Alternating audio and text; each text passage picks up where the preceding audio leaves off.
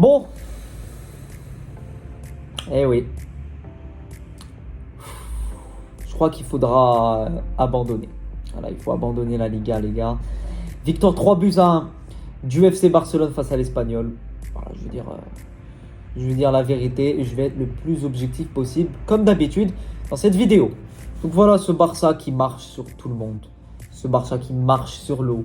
Leur tactique fonctionne à merveille. Leur piège à hors-jeu. Leur défense très haute. Tout leur sourit. Tout leur sourit. Et c'est pour ça que cette année-là, normalement, c'est leur année. Alors oui, à chaque année, les supporters du Barça, voilà, ça parlait de, voilà, c'est notre année pour gagner la Champions. Mais là, je vais dire la vérité, en tant que supporter du Real Madrid, pour moi, c'est leur année. Et si le Barça n'arrive pas à aller minimum en demi-finale de la Ligue des Champions, c'est un échec. C'est un échec au vu du niveau que le monde entier, que toute l'Europe voit de ce Barça. Ce Barça est effrayant, ce Barça marche sur tout le monde. Ils ne marchent pas sur tout le monde parce qu'ils sont trop forts, mais c'est que tactiquement, ils ont trouvé la clé. C'est la défense très haute. Alors je vois certaines personnes qui viennent me dire cette défense très haute peut avoir des répercussions, cette défense très haute peut avoir des désavantages, mais oui, comme n'importe quelle chose. N'importe quelle chose a des avantages et des désavantages. Mais quand les avantages de cette chose vous sourient, pourquoi l'arrêter? Pourquoi l'arrêter honnêtement? Si vous êtes supporter du Barça et que vous avez une défense très très haute, et d'un autre côté, vous êtes monstrueux et vous écrasez tout le monde offensivement, pourquoi arrêter? Pourquoi arrêter? Tant que ça marche, faut continuer. Et quand ça ne marchera plus, il faudra innover et changer. Et même s'il faudra changer, un entraîneur comme Hansi Flick trouvera des merveilles, trouvera des coups de génie pour vous sortir une tactique qui vient de la planète Mars. Mais il faut dire la vérité, ce mec est un génie. Depuis qu'il est arrivé, depuis qu'il a pris son poste d'entraîneur au Barça, alors oui, il y a certaines personnes qui pouvaient le sous-estimer. On savait tous que c'était un bon coach, mais on ne savait pas que ça... On n'allait pas au point de dire qu'il allait métamorphoser et transformer à ce point cette équipe. Non seulement mentalement, ils ont une mentalité à l'allemande. Ce coach a transmis son ADN, ce coach a transmis sa passion. Voilà, il est allemand, on sait tous qu'il est allemand.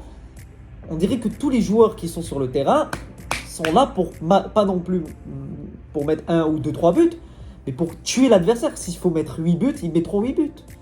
C'est ce qui m'effraie le plus dans ce Barça, c'est qu'ils n'ont aucune pitié. Ils n'ont aucune pitié.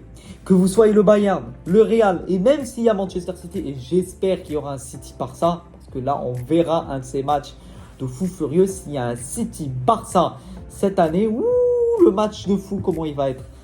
Et je vous dis, pour mon prono, s'il y a City-Barça, le Barça écrase Manchester City. À l'heure où on parle. Donc voilà, revenons sur ce match. Une nouvelle équipe qui se fait écraser par Barcelone. Une nouvelle équipe qui est victime du piège à hors-jeu du Barça. L'Espagnol a marqué, je pense, à 3 reprises. Et ces 3 buts sont hors-jeu. Voilà. Dans ce match m'a confirmé comme quoi leur tactique, leur idée de piège à hors-jeu fonctionne à merveille.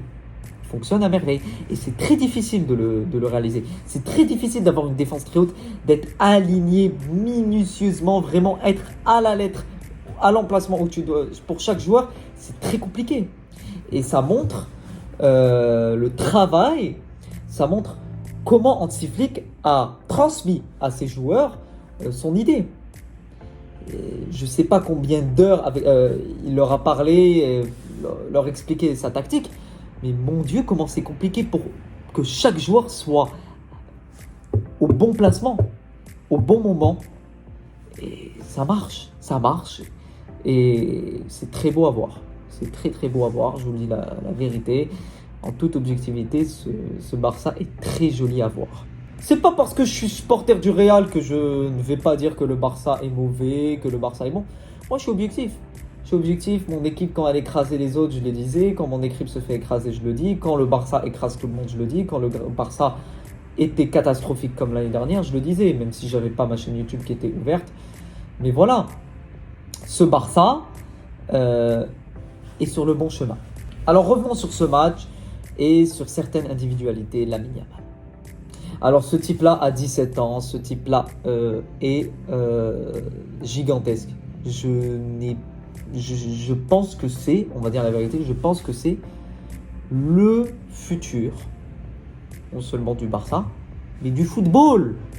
Ce type a 17 ans, il a 17 piges.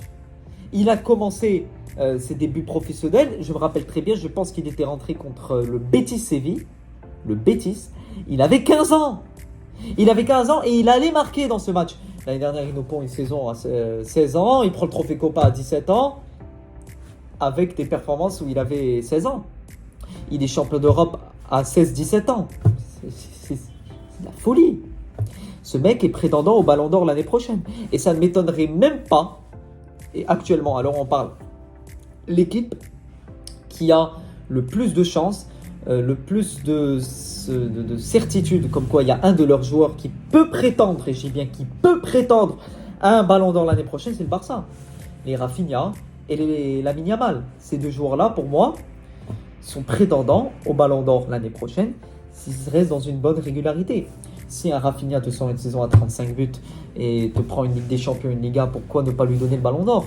Pareil pour Lamine Yamal. Actuellement, je pense qu'il est à 10 buts, je pense à 10 buts et 14 passes décisives en 25 matchs, un truc comme ça. C'est magnifique, c'est du génie, c'est digne de très grands joueurs.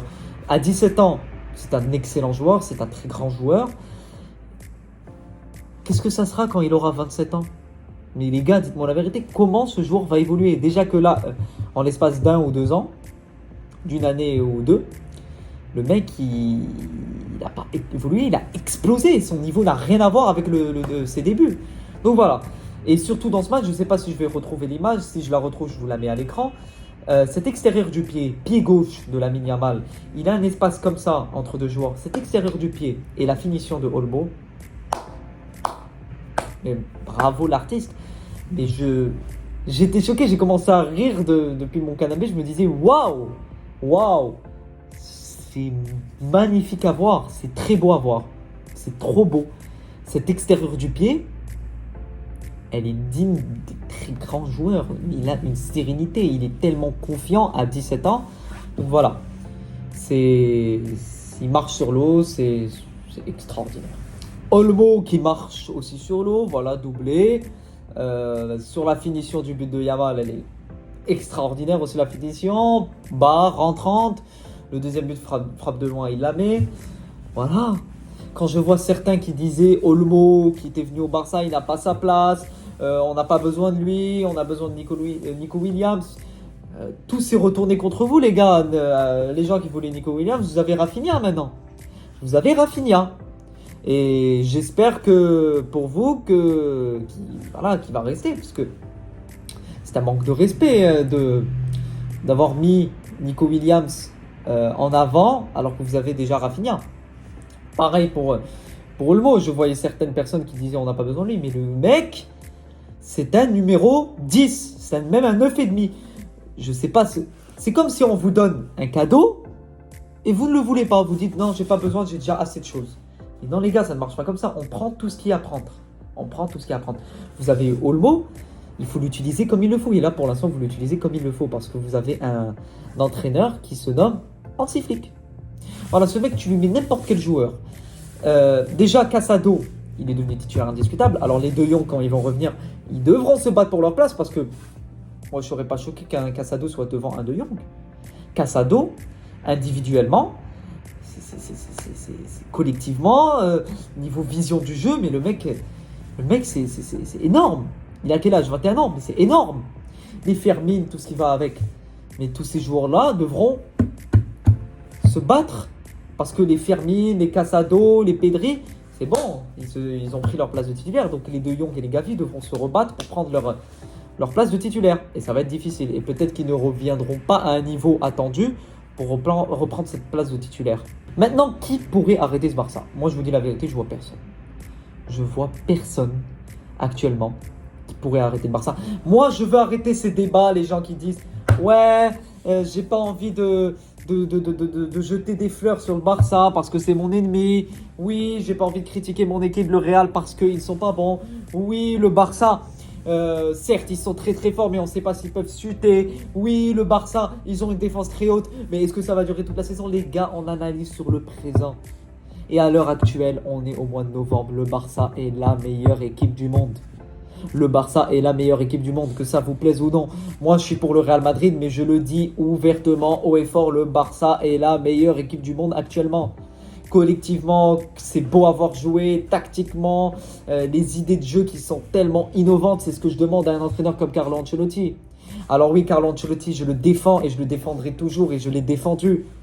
Oui, certaines vidéos, j'ai peut-être été un peu trop dur avec lui et je m'en excuse pour certains. Peut-être que je m'étais mal exprimé, je pense que je m'étais mal exprimé. Carlo, je veux qu'il reste au Real Madrid, mais j'ai envie qu'il innove son jeu. Alors oui, c'est pas facile, parce qu'on lui a mis un Kylian Mbappé dans les pattes. Alors c'est pas du tout sa faute, lui il n'a pas demandé ça. Il avait déjà une équipe qui fonctionnait tellement bien. Alors quand tu as Jude Bellingham, quand tu as des joueurs comme Endrick et des Güler aussi à faire apparaître, c'est un peu compliqué. Et on voit Pérez qui commence à s'agacer parce qu'il ne fait pas jouer Güler et Endrick. Mais dans ma tête, je me dis, comment tu vas les faire jouer avec le trio devant? Il y a un moment où ça va péter. Il y a un moment où ça va exploser et il faudra vendre des joueurs. Et moi, je pense que malheureusement, et ça serait très malheureux, ça serait Rodrigo. Rodrigo, c'est le mec qui est innocent, qui fait son taf, mais qui prend toujours dans la gueule.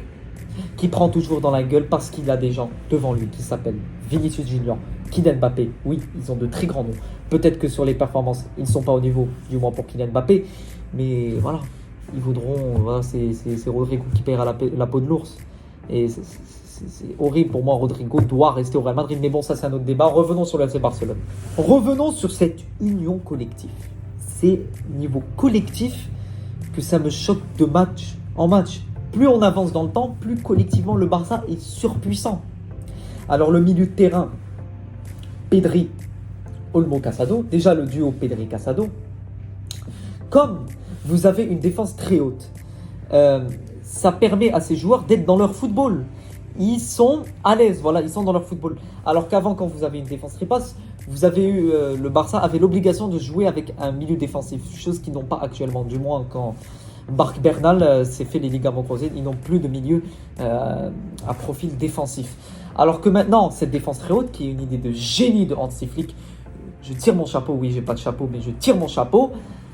Cette défense très haute, premièrement, sert au piège à hors-jeu. Donc voilà, déjà tu encaisses des buts, mais ils sont hors-jeu. Ça permet au milieu de terrain, Pedri, Casado, d'être de plus en plus à l'aise dans leur football et d'être de plus en plus offensif et pressé vers l'avant. Parce que oui, niveau pressing, niveau les récupérations, je ne sais pas c'est dans quel but, je pense que c'était dans le troisième but, le but de Olmo, qui est une récupération sur un pressing du Barça. Voilà, ils ont tous les éléments en main, ils ont tous les outils cette saison pour continuer à être réguliers. Et ça, c'est pas donné à tout le monde chaque saison. Voilà, quand tu as de tels outils, le piège hors jeu, le pressing, le milieu de terrain offensif, tout ce qui va avec, la défense très haute, ben, ça fait que tu as des armes que tu comprends, mais que les autres ne comprendront peut-être pas et ne trouveront pas la solution. Et actuellement, aucune équipe a trouvé la solution contre ce Barça, du moins Osasuna qui a battu le Barça 4-2. Mais bon, on va rien dire parce que le Barça était en équipe B, entre guillemets. Voilà, ils avaient fait un petit peu tourner avant la Ligue des Champions. Mais bon, voilà les gars. Voilà, il faut dire la vérité. Pour conclure cette vidéo, ce Barça me fait très peur et je pense que actuellement, ils ont déjà 9 points d'écart, même si on a un match en moins. Mais les gars, c'est qui a la pression? C'est nous. C'est nous qui avons 9 points d'écart, c'est nous qui devons revenir. Donc c'est nous qui avons la pression. Eux, ils sont tranquilles. Ils ont 9 points d'écart, ils sont tranquilles dans leur coin. Voilà, même s'ils perdent un match, vous avez donné au Barça l'opportunité d'avoir... c'est-à-dire même s'ils perdent 2 matchs, ils seront toujours premiers au goal average. C'est fou. Et je ne vois pas quelle équipe de Liga, à part nous, ou l'Atlético, même si pour moi l'Atlético se fait toujours démanteler par le Barça, je ne vois pas quelle équipe qui pourra battre le Barça. Donc voilà. Il y a le Classico qui viendra, mais il viendra il viendra jusqu'en mai. Il y a tellement de temps, d'ici là peut-être on aura perdu 7-8 points, la Liga elle sera déjà terminée, ce Classico ne servira même plus à rien. Voilà les gars. Mardi, puisque mercredi c'est PSG Atlético. Mardi, Real Madrid AC Milan. Il me tarde de voir ce que nous propose le Real, mais je ne suis pas confiant. Alors je vous le dis directement, un résultat autre que la victoire, c'est le début de la crise. C'est le début de la crise. Quand je vois ce Barça qui marche sur l'eau, ils sont tranquilles. Ce Barça est tranquille. Il y a un camion qui est dehors, c'est pas ça qui fait du bruit. Ils sont tranquillous. Voilà, ils continuent leur petit chemin, leur petite route avec leur sac à dos dans le dos. Ils vont écraser encore toutes les équipes qui sont sur leur passage. Ils ont un calendrier qui est en leur faveur. Voilà, ils ont déjà passé pratiquement tous les gros. Donc voilà, chaque saison, il y a une équipe qui est super forte et cette année, il faut l'admettre, c'est le Barça. C'est le Barça. Je ne veux pas entendre une seule personne qui commence à ne pas être objectif, les gars, les amis du Real Madrid, Madridistas. Écoutez-moi. Faut admettre la vérité. Vous croyez que ça me fait du bien de la dire? Non, ça me fait du mal de la sortir, mais le Barça est super fort cette année. C'est leur année, c'est leur saison. Ils s'amusent. Comme nous, on s'est amusé l'année dernière. On s'est amusé en Liga, on s'est amusé en Champions. On a eu de telles émotions cette année, c'est la leur. C'est la leur. Voilà. Des joueurs comme Yamal, des joueurs comme Olmo, ils sont terrifiants, les gars. Collectivement, cette équipe est terrifiante. Et même s'il n'y a pas Yamal, il n'y a pas Olmo à certains matchs, tu as des Fermin, tu as des Ansu Fati, tu as des Gavi qui seront disponibles, tu as Araujo qui va revenir, tu as De Jong. Les gars, ils ont une putain d'équipe. Et ils ont un putain de coach. Et ils ont une putain de tactique. Donc voilà. Les amis, prenez soin de vous. Et rendez-vous mardi pour Real Madrid AC Milan. Il me tarde de voir ce que nous proposera le Real Madrid.